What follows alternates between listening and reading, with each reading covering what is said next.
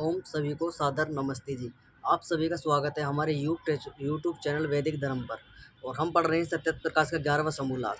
11वें समूलास के अंदर आज हम विस्तार से चर्चा करेंगे दान के विषय में। दान किसे दें और दान के कितने प्रकार से दान दिया जाता है, क्या उनकी महत्वता है, विस्तार से हम चर्चा करेंगे दान के विषय में।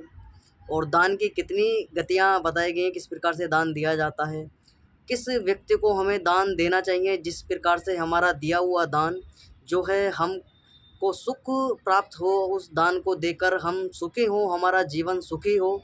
और जो दिया हुआ दान है हमें उसका फल हमको मिले, और वो फल हमको कैसे मिलेगा, कौन उस फल को देने वाला है, हम विस्तार से चर्चा करेंगे। दान कितने प्रकार का होता है, दान के कितने प्रकार होते हैं, विस्तार से चर्चा करेंगे। ऋषि दयानंद ने सत्य प्रकाश के 11वें समूलास के अंदर दान के विषय में, दानी दाताओं के विषय में विस्तार से बताया गया है कि दान किसको देना चाहिए, किसको दान देकर मनुष्य जो है सुख आदि की प्राप्ति उसको होती है। तो जितने लोग चैनल से जुड़े हुए हैं वीडियो को लाइक कर दें, वीडियो को सब्सक्राइब कर दें। किसी प्रकार की शंकाएं तो कमेंट बॉक्स में लिख दीजिए। चैनल को ज़्यादा से ज़्यादा सब्सक्राइब कीजिए। तो हम विस्तार से करते हैं। दान के 3 प्रकार की जो गति हैं वो बताई गई हैं, उत्तम, मध्यम और निष्कृष्ट। तो हम उत्तम दाता के विषय में, दान के विषय में चर्चा कर लेते हैं। उत्तम दान कौन सा है? उत्तम दाता उसको कहते हैं जो देश काल और परिस्थिति को जानकर सत्य, विद्या, धर्म की उन्नति रूप परोपकार अर्थ देवे। तो उत्तम दान वो है जो किसी भी मनुष्य के द्वारा देश काल परिस्थिति को जानकर सत्य, विद्या आदि सुपात्रों के द्वारा जो दान दिया जावे धर्म की उन्नति के लिए, उस परोपकार्थ, उस दान को जो है उत्तम दान कहा गया है। उत्तम दान वो है जो किसी ऐसे व्यक्ति को दिया जावे जो धर्मात्मा व्यक्ति है, संसार का भला करने का कार्य करता है, वेद आदि सत्य शास्त्रों का प्रचार प्रसार का कार्य करता है, गुरुकुल आदि की व्यवस्था करता है, ब्रह्मचारी आदियों का पालन पोषण अपने गुरुकुल के अंदर जो है उनकी व्यवस्था को करता है। इस प्रकार के जो व्यक्ति हैं उत्तम व्यक्ति, उत्तम धर्मात्माओं के द्वारा दान दिया जावे और ऐसे व्यक्ति को दिया जावे जो धर्मात्मा है, परोपकार का कार्य करता है, धार्मिक कार्य करता है, वेद आदि सत्य शास्त्रों को प्रचार प्रसार का कार्य करता है, जो भ्रमण का कार्य करता है। ऐसा दानी दाता जो अतिथि है, जो भ्रमण करता है, देश देशांतरों में जाता है, वैदिक मत का प्रचार प्रसार करता है, वेदों का प्रचार प्रसार करता है, सत्य बातों का प्रचार प्रसार करता है। ऐसा व्यक्ति जो समाज को, राष्ट्र को, परिवार को उन्नति की ओर ले जाने वाला व्यक्ति है, जिसको दिया हुआ दान हमारा जो है सार्थक है। अगर हम ऐसे व्यक्ति को दान देते हैं तो वो दान हमको स्वर्ग आदि जो हम पुनर्जन्म हमको मिलेगा उसमें प्राप्त होता है। तो उस किस प्रकार से वो प्राप्त होता है तो ऋषि दंड उसके विषय में विस्तार से बताएंगे, इसके किस प्रकार से हम उसको समझेंगे। तो अब मध्यम दान की बात हम करते हैं। मध्यम दान कौन सा है? तो मध्यम दान वह है जो कीर्ति व स्वार्थ के लिए दान करे। तो मध्यम दान कैसा है? किसी व्यक्ति ने अपने स्वार्थ के लिए कि भाई हाँ मैं बहुत दानी हूँ, मैं सबको दान करता हूँ, अपनी कीर्ति बढ़ाने के लिए, अपनी प्रशंसा कराने के लिए जो दान देता है, फोटो खिंचवाता है। आपने देखा भी होगा कि कुछ इस प्रकार आपने कोरोना काल के अंदर देखा होगा, लोगों ने एक व्यवस्था चलाई थी कि 1-1, 2-2 किलो किसी को अनाज दे दिया, चावल दे दिया, किसी को आटे का कट्टा आदि देकर उसके सामने फ़ोटो खिंचवा रहे थे। तो फ़ोटो खिंचवाने का जो मतलब है वो ये अपने स्वार्थ को दिखाना, अपने स्वार्थ को दिखाकर अपनी कीर्ति समाज के अंदर बढ़ाना कि हाँ वाकई में ये व्यक्ति कितना दान पुण्य का कार्य करता है। तो इस प्रकार की जो प्रवृत्ति जिसके अंदर होती है उसको माध्यमिक दान कहा गया है कि ये जो है माध्यमिक दान है। तो इस प्रकार के दान से बचना चाहिए। उस प्रकार का दान जो है धर्मात्मा व्यक्तियों को नहीं लेना चाहिए, क्योंकि ऐसा दिया हुआ दान स्वार्थ के कारण वो दान दिया गया है। और वो दान इस प्रकार से दिया गया है, वो दान देने का कार्य उसका यही है, 1 किलो 2 किलो चावल दे दिए, कुछ रुपए दे दिए, जिससे पद प्रतिष्ठा उसको समाज के अंदर मिले और लोग उस पर विश्वास करें। तो इस प्रकार से जो धार्मिक विद्वान लोग हैं वो इसके ऐसे दानों से बचें। उस प्रकार का दान ना लेने का विधान है, ऐसे व्यक्ति से दान नहीं लेना चाहिए। तो अब तीसरा है निष्कृष्ट दान। निष्कृष्ट दान के विषय में विस्तार से चर्चा करेंगे, कौन सा निष्कृष्ट दान है। तो निकृष्ट दान के विषय में हम चर्चा करेंगे। जो निकृष्ट दान है वो क्या है। तो मध्यम की बात हमने कर ली, स्वार्थ के लिए जो दान करता है, मध्यम दान उसको कहा गया है, जो अपने स्वार्थ की पूर्ति करने के लिए वो दान आदि देता है। अब नीच दान के विषय में चर्चा कर लेते हैं। नीच वह है कि अपना व पराया कुछ उपकार ना कर सके, किंतु वेश्यागमन आदि व भांड भाटो आदियों को देते समय। तो अब निष्कृष्ट दान के विषय में हम विस्तार से चर्चा करेंगे। निष्कृष्ट दान किसको कहा गया है, तो इस प्रकार से बताया जा रहा है ऋषि दयानंद के द्वारा कि निष्कृष्ट दान कौन सा है, तो उसको हम समझ लेते हैं। निष्कृष्ट दान मध्यम समझा, उत्तम समझा। अब निष्कृष्ट जो सबसे निष्कृष्ट कहा गया है, जो बेकार, जो उसका दान देने वाला जो अपमान आदि करता है, उसके विषय में विस्तार से चर्चा करें। तो नीच, उसको जो निष्कृष्ट दान है वह है उस व्यक्ति के लक्षण बताए गए हैं। निष्कृष्ट दान किस प्रकार का दिया जाता है, कौन व्यक्ति निष्कृष्ट दान देने का प्रयास करता है, वह व्यक्ति जो अपना व पराया कुछ उपकार ना कर सके, किंतु वेश्यागमन आदि, जो वेश्यागमन स्त्री आदियों के लालच के कारण उन पर वेश्यावृत्ति आदि करता है, वेश्याओं को वैशाल्य आदि में जाता है और उन पर पैसा धन आदि लुटाता है, अपने स्वार्थ को पूरा करता है। भांड भाटो आदि को देवे, तो ऐसे जो धूर्त मूर्ख हैं और किसी को भी ना समझे जाने पहचान बिना उनके किसी प्रकार का जो परीक्षा लिए बगैर उसके दान को देता है, भांडों को, धूर्तों को, भाट आदियों को, ऐसे मूर्ख व्यक्तियों को दान दे देता है।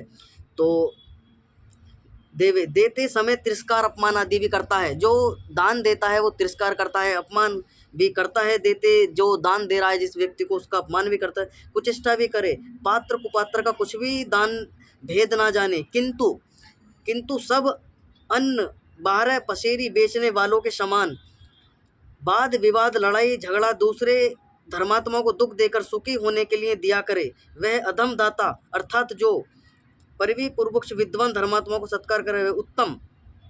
तो स्पष्ट बताया गया है कि नीच वह है जो इस प्रकार से अपमान करता है, लोगों की निंदा करता है, दान देता है, वेश्यागमन आदि करता है और इस प्रकार से अपने धन की हानि करता है और समाज में जो व्यभिचार का कार्य करता है, मांस खाता है, मद पीता है, इस प्रकार के स्त्रीगमन पर स्त्रीगमन आदि करता है, समाज को धूमिल करने का कार्य जो करता है, उसको निष्कृष्ट दान उसको कहा गया है। ऐसे व्यक्ति से दान ना लें।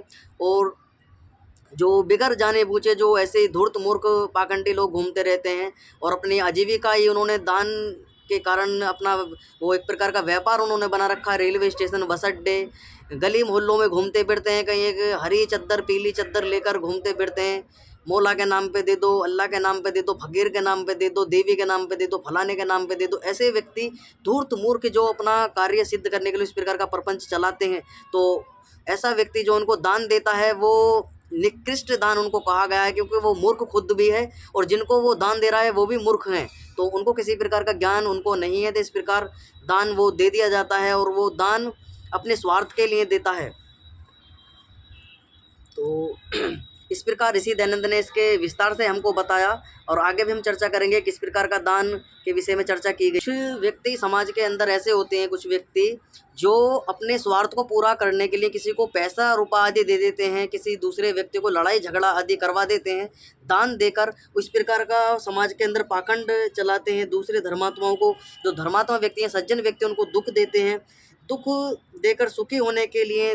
तो इस प्रकार से वो उस धर्मात्मा व्यक्तियों को दुख देते हैं, ऐसी प्रकार का दान देकर दूसरे लोगों को दान देते हैं उनको दुखी करने के लिए, और इस प्रकार का दान देकर अपने आप को समझते हैं कि हम कितने खुश होंगे और खुश होते हैं लोग। इस प्रकार का अधम दाता उसको कहा गया है, अर्थात जो परीक्षा पूर्व जो दान, उत्तम दान उसको कहा गया है जो परीक्षा पूर्वक, जो परीक्षा करके विद्वान धर्मात्माओं को सत्कार करे वह उत्तम, और जो कुछ परीक्षा करे वह ना करे परंतु जिसमें अपनी प्रशंसा हो उसको मध्यम, और जो अंधाधुंध परीक्षा रहित निष्फल दान दिया करे वह नीच दाता कहलाता है। नीच दाता कौन है?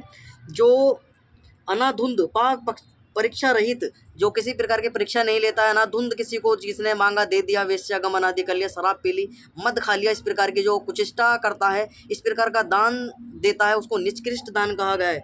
दान के तो पौराणिक लोग एक प्रश्न और करते हैं कि ऋषि दयानंद से कि दान का फल यह होता है वे परलोक में मिलता है। तो ये कहते हैं कि जो हम दान समाज के अंदर देते हैं अपने भले के लिए, क्या वो दान हमें इसी जन्म में मिलता है या पर जन्म में मिलता है, जो अगर हमारा दूसरा जन्म होता है उसमें मिलता है। तो ऋषि दयानंद उत्तर दे रहे हैं कि सर्वत्र इस जन्म में भी मिलता है, और जो पुनर्जन्म हमारा होगा, कभी दूसरा जन्म हमको मिलता है जब मनुष्य का, तो उसमें भी हमारे जिस प्रकार से हमने दान, जिस भावना से दान दिया था, उसी प्रकार से वो दान हमको लौटकर वापस मिलता है। यह बात बिल्कुल सत्य है। ऋषि दयानंद इस बात को नकार नहीं रहे, क्योंकि वेदों के अंदर ये बात लिखी हुई है। जैसे जिस प्रकार से दान दिया जाता है, जिस भाव से दान दिया जाता है, उसी प्रकार से वो व्यक्ति दिया हुआ दान उस व्यक्ति को स्वयं लौट कर आता है। और उसका मतलब यूँ नहीं कि स्वयं जैसे जन्म में दिया है उस जन्म में मिल जाए, तो ऐसा निश्चित उसका समय नहीं है। वो इस जन्म में भी मिल सकता है, अगले जन्म में मिल सकता है, 100 जन्म में भी मिल सकता है। तो कभी ना कभी, किसी ना किसी जन्म में वो कभी ना कभी मिलेगा ज़रूर। तो उसकी कोई टाइम सीमा नहीं है, लेकिन मिलता ज़रूर है। तो ऋषि दयानंद से एक सवाल और किया जाता है कि समय होते हुए फल का कोई देने वाला होता है। तो ये बूझ रहे हैं ऋषि दयानंद से, जो पौराणिक लोग हैं, वो कह रहे हैं कि जो जिस दान को देने वाला, दान का फल देने वाला कौन होता है? हम स्वयं उस फल को भोगते हैं, या कोई फल देने वाला भी होता है? तो ऋषि दयानंद उत्तर देते हैं कि भाई, फल का देने वाला जो है वो परमपिता परमात्मा ईश्वर है। वो ईश्वर ही फल का देने वाला है। आपके लिए तो सिर्फ और सिर्फ कर्म की व्यवस्था बनाई गई है, आप कर्म कीजिए। फल का देने वाला परमपिता परमात्मा है। वो इस जन्म में भी दे सकता है, वो अगले जन्म में भी दे सकता है, वो कोई से भी जन्म में आपको फल की व्यवस्था, आपके जिस प्रकार से आपने दान दिया था और जिस प्रकार से आपने कर्म किए थे, उसी के बिहाफ पर आपको जन्म, और उस जन्म को देने के बाद सुख की सामग्री आपको मुहैया उस परमपिता परमात्मा के द्वारा करा दी जाती है।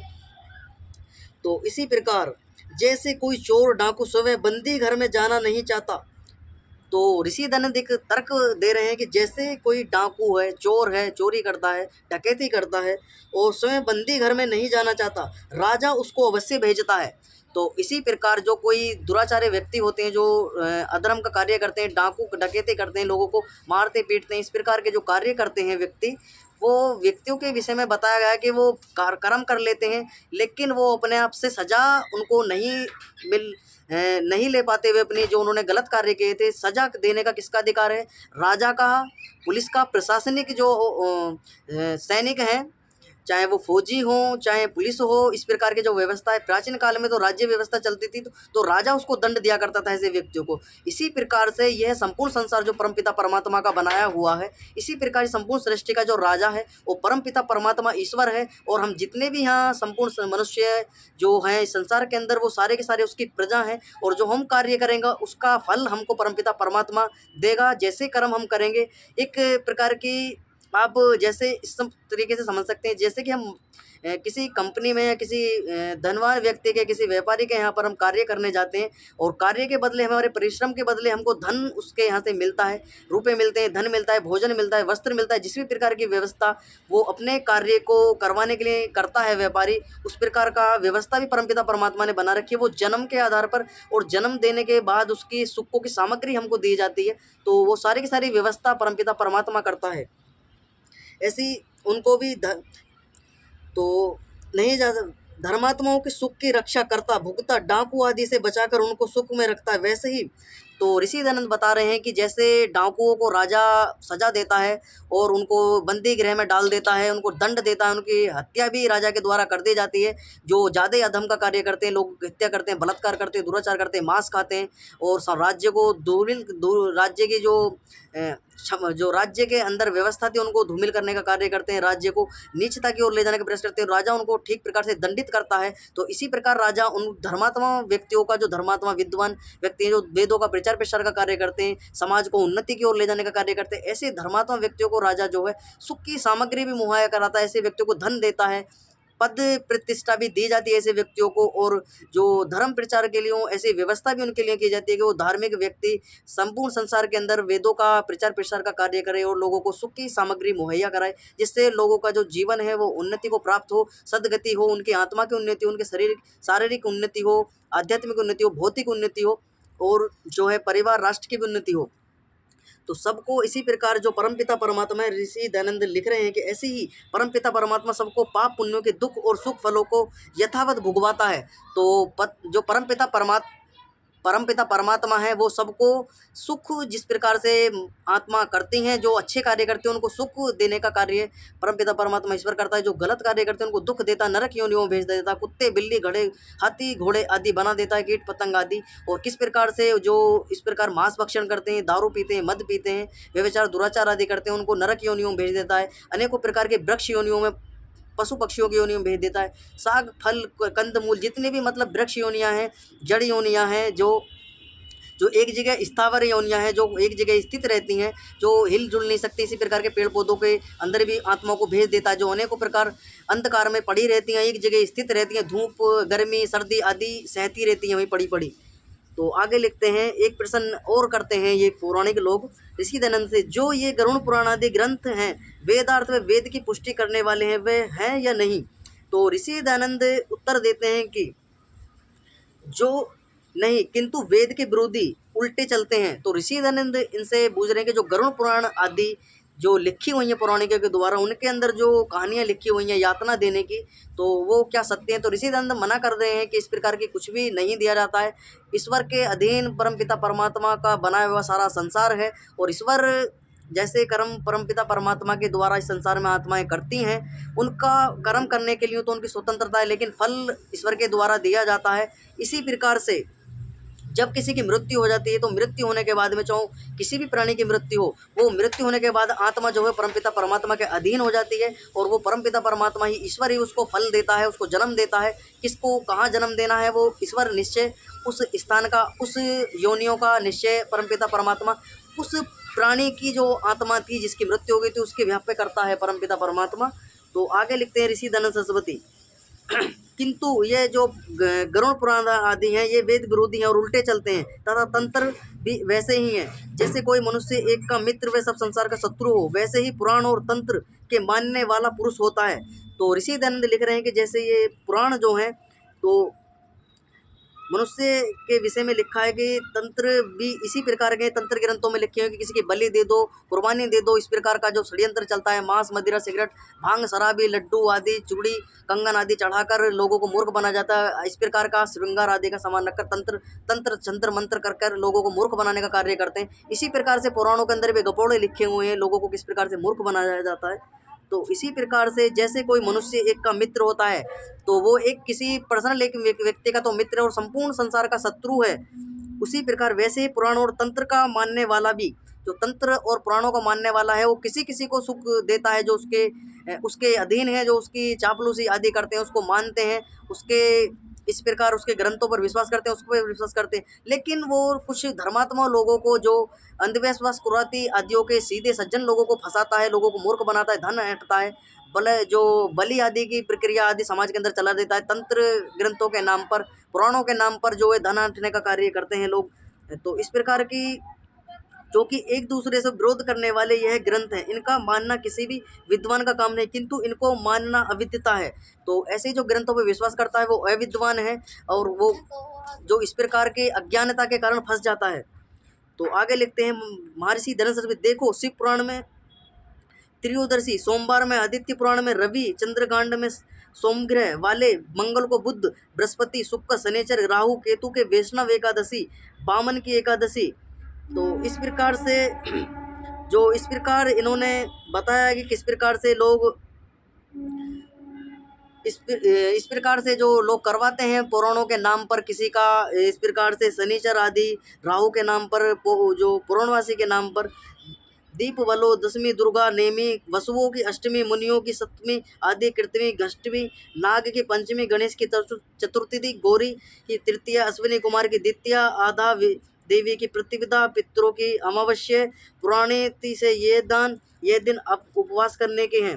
तो और सर्वत्र तो लिख रहे हैं महर्षि दयानंद सरस्वती, किंतु मानना अविद्यता है। तो इनके जो पुराण जो इन्होंने लिखी है उनके विषय में ऋषि दयानंद ने खंडन किया है कि इस प्रकार के जो इन्होंने पाप लीला उनके अंदर लिख दिया उस पर विश्वास नहीं करना चाहिए हमें।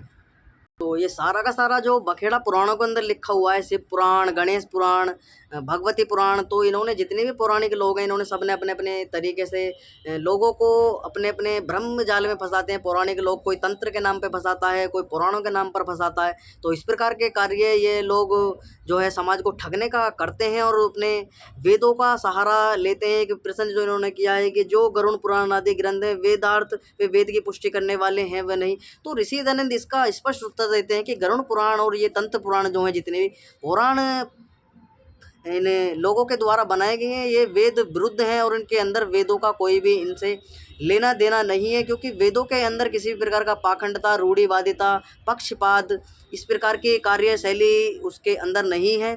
तो ऐसे ऐसे ग्रंथों का संपूर्ण तिरस्कार करने को ऋषि दंड कहते हैं कि ऐसे ग्रंथों का पर विश्वास नहीं करना चाहिए। अगर धर्मात्मा व्यक्ति अपना सुख चाहता है, शांति चाहता है, परिवार राष्ट्र की उन्नति चाहता है, तो ऐसे ग्रंथों को अपने धर्म की उपाधि के तुल्य इनको ग्रहण ना करें। इनको अगर पढ़ने के तुल्य से इनके अंदर सत्य असत्यता की ज्ञान अपने अंदर पहचान करना चाहते हैं तो इनको पढ़ सकता है, लेकिन इनको जो धर्म ग्रंथ है उनकी संज्ञा नहीं देनी चाहिए किसी भी व्यक्ति को। तो स्पष्ट महर्षि दयानंद ने बताया कि किस प्रकार से दान किसको देना चाहिए, दान किस प्रकार से देना चाहिए। दान वहाँ देना चाहिए जिस दान को देते हुए हमारे राष्ट्र की उन्नति हो, राष्ट्र की प्रगति हो, समाज की उन्नति हो, परिवार की उन्नति हो। जिस दान को देने के कारण हमारे समाज के अंदर अच्छे अच्छे विद्वान उत्पन्न हो, ऋषि महर्षि उत्पन्न हो। जिस दान को दिया जाता है उसके दान के द्वारा दिया गया दान हमारा किसी का अन्न उसको मिले, भोजन उस अन्न के द्वारा उसको प्राप्त हो, उसका शरीर बलवान बने, पुष्टवान बने, अच्छी बुद्धि उसकी वेद आदि सत्य शास्त्रों को ग्रहण करने के कारण जो है उसको ग्रहण हो, बुद्धि बल बुद्धि उसके बढ़े। ऐसा दान हमको जो है, तो दान जो हमको देना चाहिए, दान की सबसे अच्छी जो गति बताइए वो विद्या का दान सबसे अच्छी गति बताइए। अगर आप दान दे सको तो किसी को विद्या का दान हमको देना चाहिए। धन स्वर्ण आदि ये जितने भी हैं ये सारे के सारे हमें स्वर्ग आदि तो हमें को प्राप्त कराने वाले, यानी जैसे ही हम सामग्री किसी को देंगे वह सामग्री हमको प्राप्त होगी।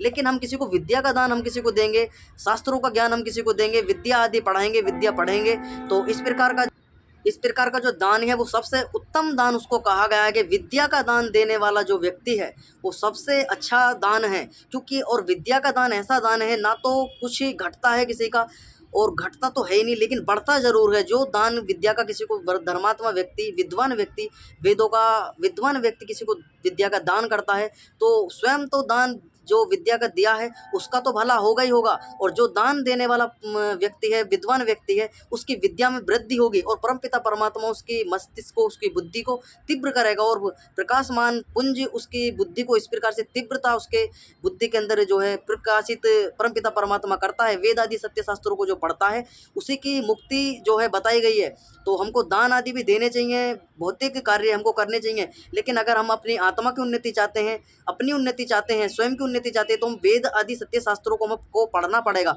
और वेद आदि सत्य शास्त्रों को जब तक हम नहीं पढ़ेंगे तो हमारी मुक्ति और नहीं हो सकती। हम इसी जन्म मरण के चक्कर में फंसे रहेंगे और इसी प्रकार हमारा जन्म मरण चक्र जो है चलता रहेगा। जब तक हम वेद आदि सत्य शास्त्रों को पढ़कर सत्य असत्य का निर्णय नहीं करना जान जाएंगे और ठीक प्रकार से परमपिता परमात्मा क्या है, उसके गुण कर्म स्वभाव और ठीक ईश्वर को नहीं जान लेते और ठीक प्रकार हम आत्मा का स्वरूप को नहीं पहचान लेते, प्रकृति का ठीक प्रकार से उपभोग किस प्रकार से किया जाता है, जो प्रकृति उसका उपयोग हम किस प्रकार से करें, प्रकृति का ठीक प्रकार से ज्ञान नहीं कर लेता। जब तक हम तीन अनादि सत्ताओं का ठीक प्रकार से ज्ञान नहीं कर लेते, ज्ञान इनका प्राप्त नहीं कर लेते, तब तक हमारी मुक्ति नहीं हो सकती है। कोई भी तुमको इस जन्म मरण के मुक्ति से, जो जन्म मरण का चक्र से कोई भी मुक्त नहीं कर सकता, चाहे हम कितने सिद्ध पुरुष के पास आप चले जाइए, जो संसार का सबसे बड़ा धर्मात्मा बनता हो उसके पास चला जाइए, अगर आपकी मुक्ति करा दे तो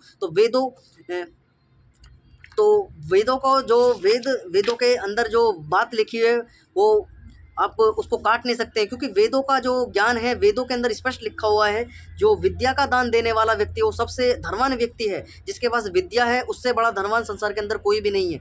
तो विद्या का दान सबको अर्जन करना चाहिए, विद्या की वृद्धि करनी चाहिए, विद्या का हमको वर्धन करना चाहिए, विद्या बढ़ानी चाहिए, हमको दिन प्रतिदिन हमको जो है अभ्यास करना चाहिए, विद्या का सत्य शास्त्रों का अध्ययन करना चाहिए, हमको जो है अपनी विद्या बढ़ानी चाहिए, तो किस प्रकार से हमें पुरुषार्थ करना चाहिए विद्या को बढ़ाने का और किस प्रकार से दान हमको देना चाहिए, तो दानी दाताओं के विषय में हमने विस्तार से समझा।